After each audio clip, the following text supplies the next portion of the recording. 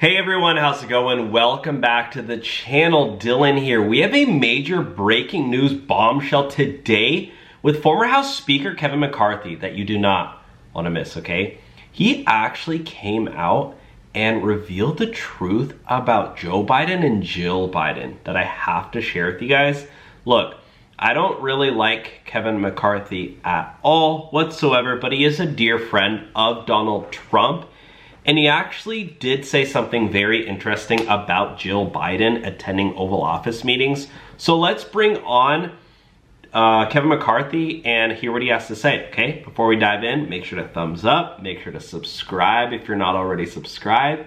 Hit that bell so you're notified whenever we post videos. Welcome to the show. Let's dive in. Here's Kayleigh McEnany, Kevin McCarthy. And there's no one better to speak with today than former House Speaker Kevin McCarthy. Speaker McCarthy, I thought of you immediately this morning. You have led a delegation. You have represented Republicans. And I read in Political Playbook, part of the job when you're in leadership is to make tough decisions and to listen to your members. And I immediately thought about Hakeem Jeffries, someone we haven't heard from. He was on a 2-hour call yesterday. Some of his members said it's time for Joe Biden to step aside. What do you predict Hakeem Jeffries, House Minority Leader, does in this moment? Hakeem hates to make a decision. He'll never make a fast decision. He's doing exactly what he normally does, nothing. You know, there's two types of leaders. You're either a thermometer or a thermostat. A thermostat can tell you the temperature and change it. Hakeem's a thermometer. He sits and lets the caucus decide where to go. And that's why you're seeing it on the House. A lot of members come out against Biden. And in the Senate, you really don't have much. Not strong leadership. And he'll let the caucus get in front of him instead of stepping in front. That's why you see Joe Biden going out early before the members coming back into Congress and stating he's in this race. And I think his interview with Stephanopoulos, the two big questions that I take are really directly to Democrats.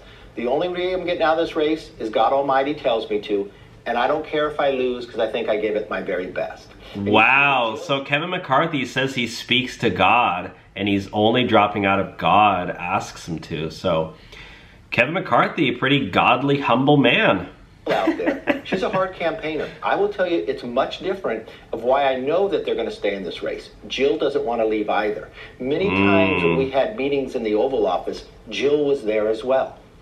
Interesting. Wait, so the First Lady was in some of your meetings about policy? Many times Jill would come in. There was one time when I'd sit there and the president said something on in this famous tour down to the pool saying, do you want to go outside? Jill turns very quickly when she hears that and says, no, they don't want to go outside, because she knew exactly what position he was in and what he was doing. Damn, so Jill Biden's like low-key calling the shots. No wonder she did not want Joe Biden to step down. She felt like she had power. I mean, she basically was in the Oval Office meetings saying, you know, giving advice to everyone. And he just turns around. You don't want to go outside? And then let us outside. Many times, I don't think she's there for policy. I think she's there to give him comfort and direct the meetings. That's stunning. That's stunning. I cannot imagine First Lady Melania Trump on a policy meeting. I never once saw that happen, but what you said echoes reporting from New York Magazine that Jill led him in front of a donor, literally coaching him with what to say, how to speak. She's running the show. Damn. Look, I've been talking about this for more than a year. I've watched his decline. Every meeting I've had with this president has been different, and they would attack me because of it. This is a pattern of behavior you watched with the Hunter Biden laptop. I expect President Biden to call Secretary of State Blinken to go get 51 physicians to sign a letter that says he's cognitively fine and put that out, and then go after the media to say, you can't print about this. I mean, the real question here is this is becoming their Watergate.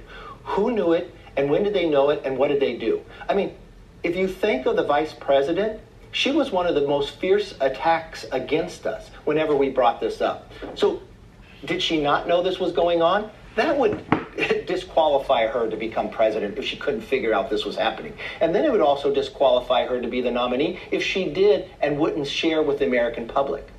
You know, yeah, look at Jill Biden guiding Joe Biden off the stage. Oh, come here, honey. I'll walk you down the stage. After the debate. What a disgrace. But very interesting listening to Kevin McCarthy. Let me know your thoughts down below, guys.